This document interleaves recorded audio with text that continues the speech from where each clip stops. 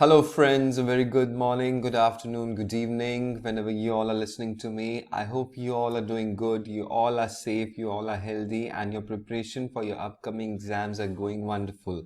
Today, we are here to talk about your preparation for CS Executive Financial Strategic Management. I'll be giving ABC analysis of the chapters on the basis of past exams, and I'll be giving you strategy that how you can prepare that subject for your June 21 or December 21 paper. Now I'm here to talk about the strategy for your self-study, because I am not here to promote any of the lectures or any of the things, because things can be done by self-study also. And if you wish that you want to do by self-study, then this is the video for you. Now today I'll be talking about financial strategic and management paper, 100 marks paper, MCQ based paper. You get 100 MCQs here, and FM, that is financial management, is of 60 marks, and strategic management is of 40 marks. Now if you are in June 21 or December 21, you can plan that how you can study and prepare for this subject. Now financial management tells you about how the finances can be maintained, how the money is put in the business, how it is invested, how dividend is distributed, how present values are calculated, how cost of capital if we invest in the debts, KD, is calculated, how cost of equity is calculated. We study leverages, we study capital structure, we study portfolios, we study capital budgeting, and we study a lot more of things. Now FM is practical and as well as conceptual. Now the main point here to note is that the more time investment is required in FM part. Now strategic management deals with the different kind of strategies the corporate and in are adapting, that how Amazon is working, what Jeff Bezos is adopting, how Mark Zuckerberg is how Mark Zuckerberg operates this strategies for Facebook and everything, how Vodafone and Idea got merged. Now what are the different kind of strategies corporates adopts while doing businesses? That is the main short, अगर मैं आपको bird eye view दूं तो वो हम strategic management में देखते हैं. तो प्रिपेयर कैसे करना है? आईसीएसआई का स्टडी मटेरियल आपके लिए बाइबल है, आपके लिए भगवत गीता है, वो तो आपको डेफिनेटली कवर करना ही है, राइट? अगर आप किसी के लेक्चर्स ले रहे हैं, you are studying from any of the teachers, if you studying from me और any XYZ teacher, this subject, you get some concept notes. Now what is the benefit? You get concept notes, you get the notes which you need to revise before the exam very easily if you take some guidance or some lectures. Now if you don't have that, these type of concept notes you need to prepare from ICSI study material, because these notes are very important. ICSI study material you need to refer, you need to study thoroughly, prepare your concept notes, and if not, you need to take the concept notes of some of the teacher or mine or any of the teachers. Now the most important part here is that you need to practice MCQs. MCQs is the key to success here. Now only MCQs is not the key. Now what I do is I always teach my students that conceptually, I always try to teach practically, and then I go to MCQs. Now FSM paper, many students ask me that sir FSM paper 100 MCQs आते हैं, तो क्या हमें practical questions जो बड़े बड़े दे रखे हैं स्टडी मटेरियल के, क्या वो करने की ज़रूरत है? वो अभी मैं आपको बताऊंगा कि करने की ज़रूरत है कि नहीं है.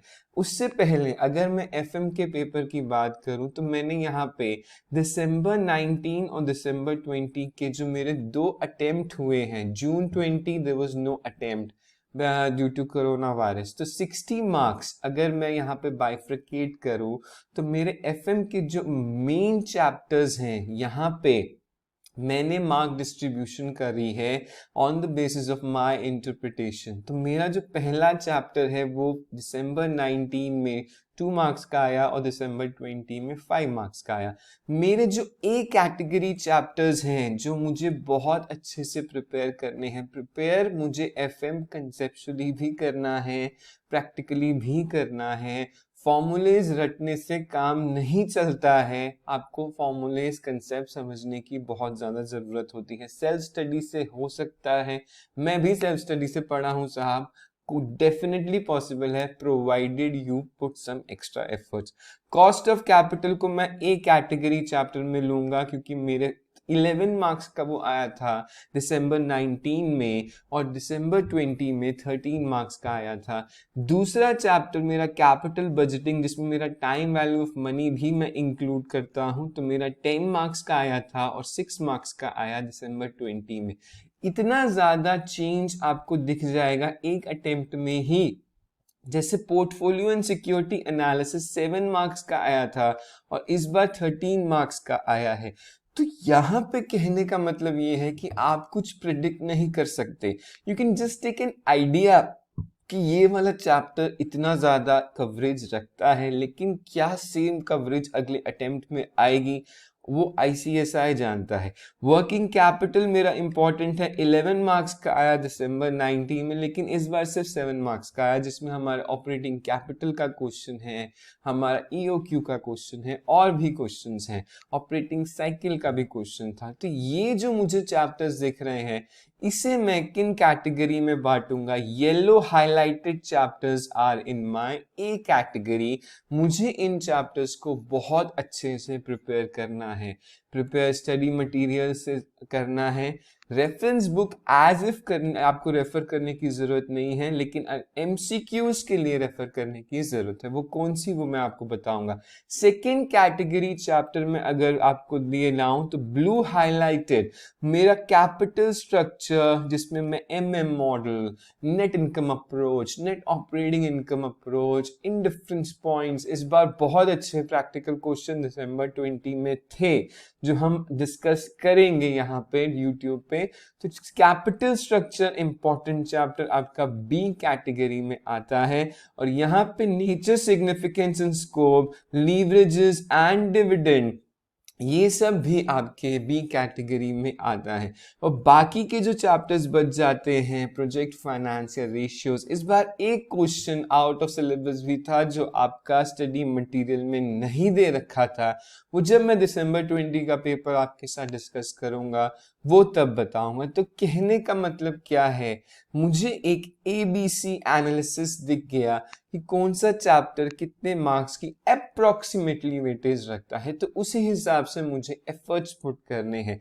एफएम के 60 मार्क्स में एफर्ट्स ज्यादा हैं और स्ट्रैटेजिक मैनेजमेंट में कम है। ठीक है, समझ आती है बात। मेरा एफएम 60 मार्क्स का है, प्रैक्टिकल भी आता है, कंसेप्चुअल और थ्योरी भी आता है। अगर मैं दिसंबर 19 और दिसंबर 20 कंपेयर करूं, सर आप दो ही अटेम्प्ट क्यों कंपेयर कर रहे हो? क्योंकि मेरा जो एमसीक्यू का पैटर्न है वो दिसंबर 19 और दिसंबर 20 में ही लगा है, उससे पहले मेरा ये सब्जेक्टिव पेपर होता था, राइट। तो दिसंबर 19 में 24 मार्क्स के 24 प्रैक्टिकल क्वेश्चंस थे एफएम में, लेकिन वो बढ़ के 35 हो चुके हैं दिसंबर 20 में।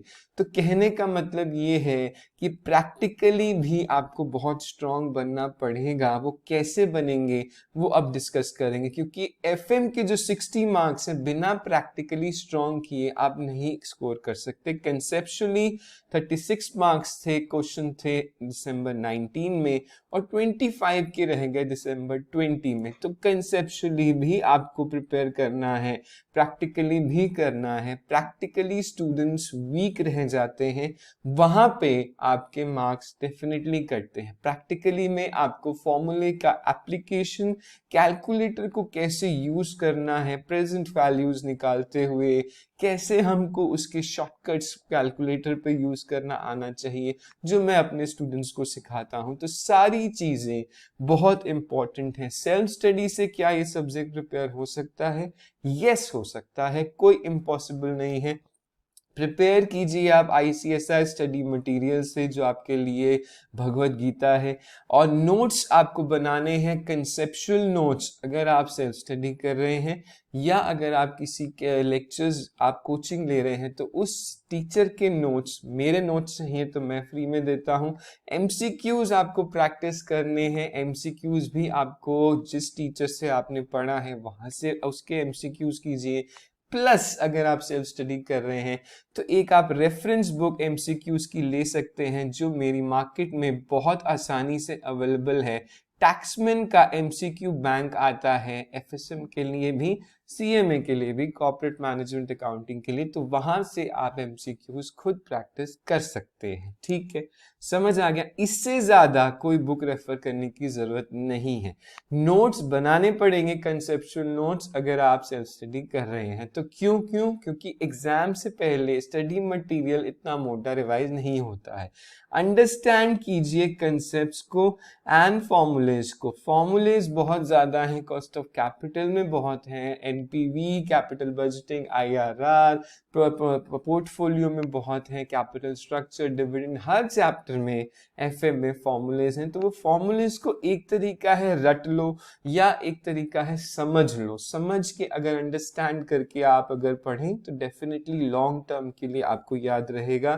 तो फॉर्मूलेज को कंसेप्चुअली समझें और यहाँ पे अंडरस्टैंड करने की जरूरत है। प्रैक्टिस कीजिए big practical question given in the study material at least once. ये पॉइंट बहुत इंपॉर्टेंट है क्योंकि कई टीचर्स ये नहीं करा रहे हैं और यहाँ पे बच्चा मार खा रहा है। क्यों? इंस्टीट्यूट ने बिग प्रैक्टिकल क्वेश्चंस दे रखे हैं in subjects like corporate management, accounting and financial strategic management. There must be some purpose. Institute इतना वो समझदार है कि there is a purpose that student should at least solve those big practical questions at least once.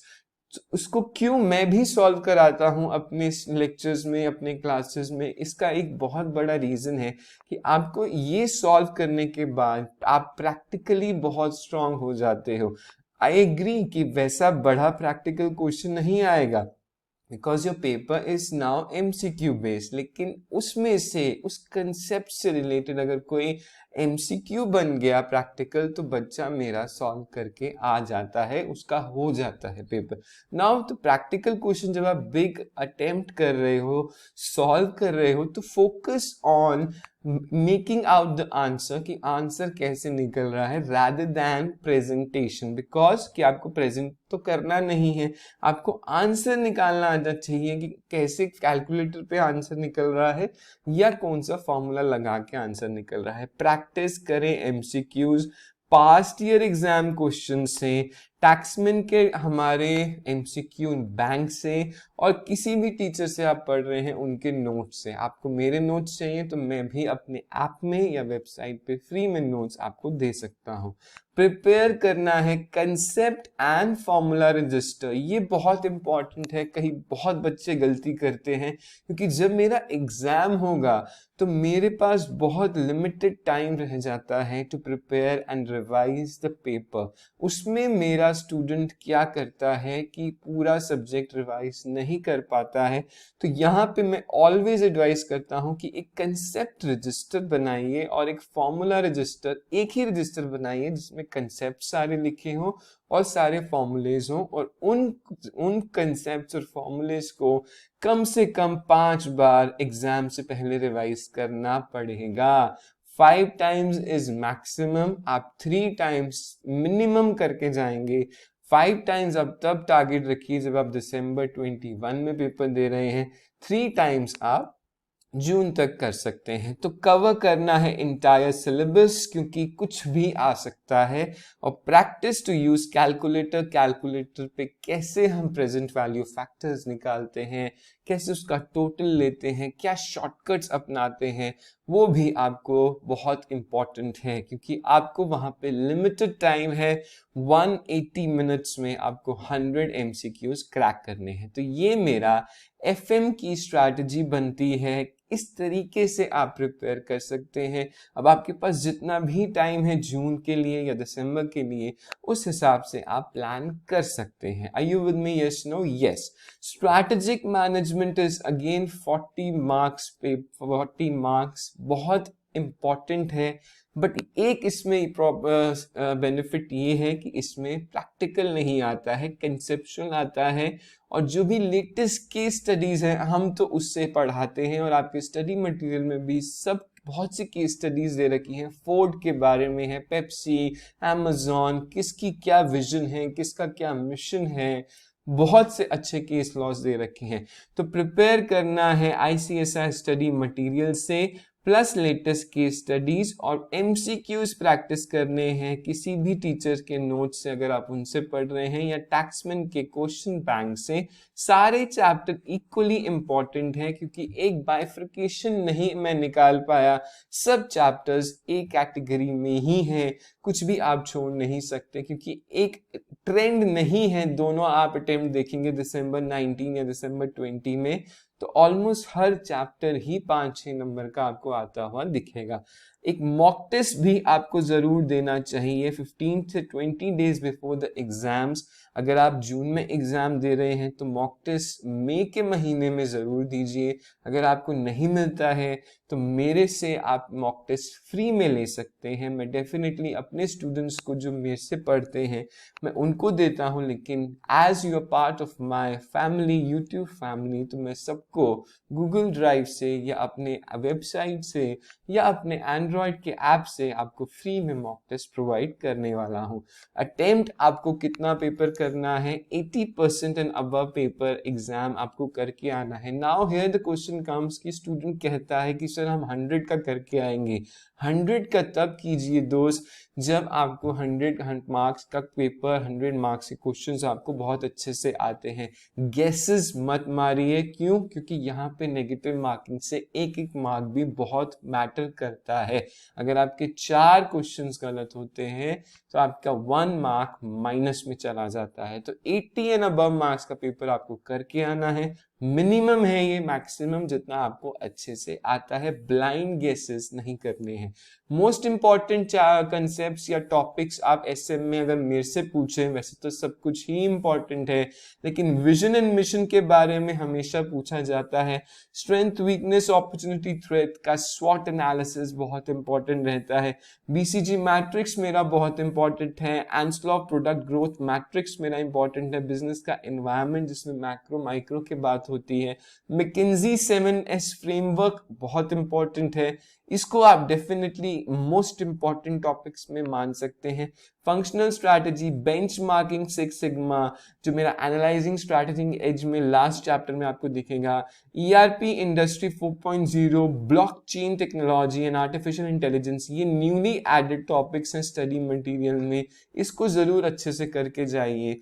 And final advice अगर मैं आपको दूं कि एक लाइन से भी स्ट्रैटेजिक मैनेजमेंट में MCQ बनाया जा सकता है, और बन रहा है। अगर आप पेपर देखेंगे दिसंबर 19 का या 20 का, एक भी लाइन से इंस्टीट्यूट MCQs बना सकता है। तो कुछ भी छोड़ने की जरूरत नहीं है। You need to cover everything in strategic management, because strategic management is somewhat easier and somewhat easier to score if you compare with financial management। तो सारा सिलेबस अच्छे से कवर करके जाएं, कुछ भी ना छोड़ें। स्ट्रैटेजिक मैनेजमेंट में एक एक चैप्टर इक्वली इंपॉर्टेंट है। तो यहाँ पे हमने ये देखा कि कौन से चैप्टर्स की हमको कैसे प्रिपरेशन करनी है। मैंने आपको मोस्ट इंपॉर्टेंट टॉपिक्स भी बता दिए, ये जरूर करके जाइए, अच्छे से करके जाइए। And if you have any other doubt regarding this paper, you're free here to comment. And if you're new to my channel, do like, share and subscribe. God bless you. Stay connected, stay blessed, and stay safe, because a lot of more things are coming on my YouTube channel for your exam preparation. God bless you. Jai Hind. Bye-bye.